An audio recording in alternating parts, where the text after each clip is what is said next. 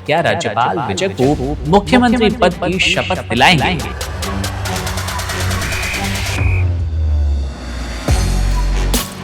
अब पूरा विवाद राज्यपाल की भूमिका पर आकर टिक गया।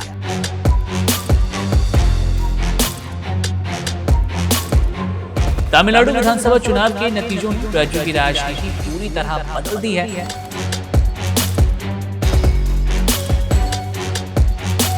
तमिलनाडु की राजनीति में बड़ा उलटफेर हो गया। अभिनेता से बने विजय अब मुख्यमंत्री बनने की दहलीज पर खड़े हैं और सबसे दिलचस्प बात यह कि उनके सबसे बड़े राजनीतिक प्रतिद्वंदी भी उन्हें सरकार बनाने से रोकने के मूड में नहीं है, बल्कि कह रहे हैं कि इन्हें सरकार बनाने दीजिए।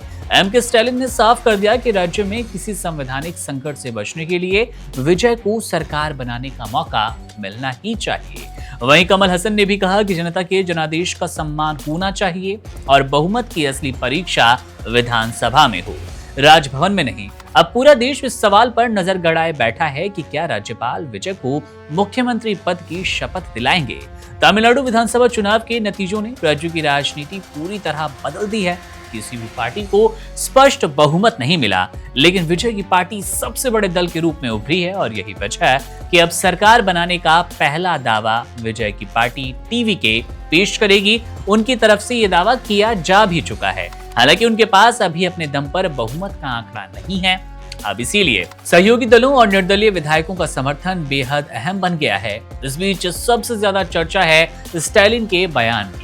आमतौर पर विपक्ष के सबसे बड़े दल को रोकने की कोशिश आपने देखी होगी। राजनीति में हम लोगों ने अक्सर ऐसा सुना है, देखा है, होते हुए महसूस किया है, लेकिन यहाँ कुछ उलट नजर आ रहा है। यहाँ पर स्टालिन ने साफ संकेत दिए कि उनकी पार्टी तुरंत सरकार गिराने या अस्थिर राजनीति करने की कोई योजना नहीं बना रही, उस मूड में भी नहीं।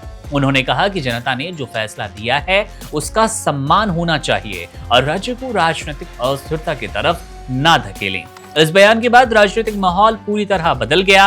कुछ दिनों पहले तक आप कह सकते हैं 4 तारीख के बाद से ही ये भी कयास लगाए जा रहे थे कि डीएमके, एआईएडीएमके दोनों अपनी दुश्मनी भूलकर, दोनों अपनी प्रतिद्वंदिता भूलकर एक साथ आएंगे कि विजय सत्ता में ना आ पाए, विजय मुख्यमंत्री ना बन पाए। और अब यही डीएमके कहती नजर आ रही है कि आप सरकार बना लीजिए, हम सरकार गिराने वाले नहीं हैं और आप अपना दावा प्रस्तुत कीजिए, आप अपना बहुमत साबित कीजिए, सरकार बनाइए। 6 महीने तक तो कम से कम हम कोई छेड़खानी नहीं करने वाले।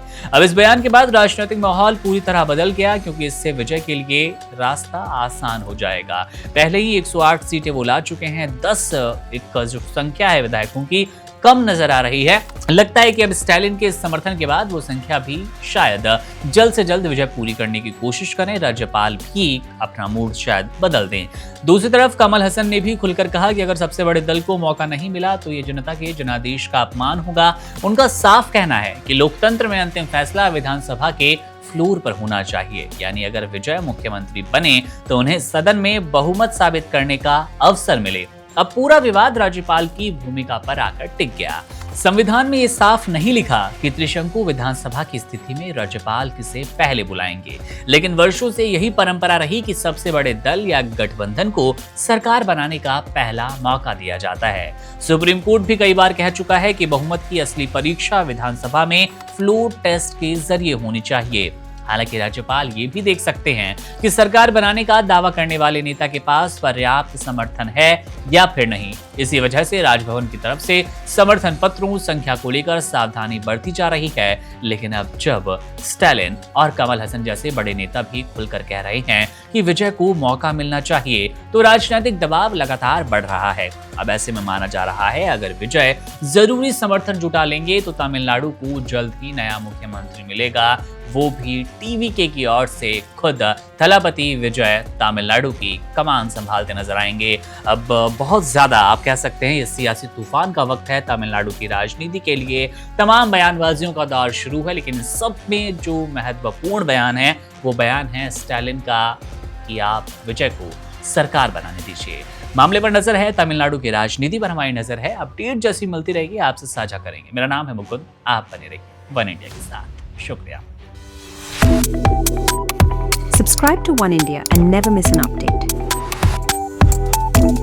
Download the One India app now.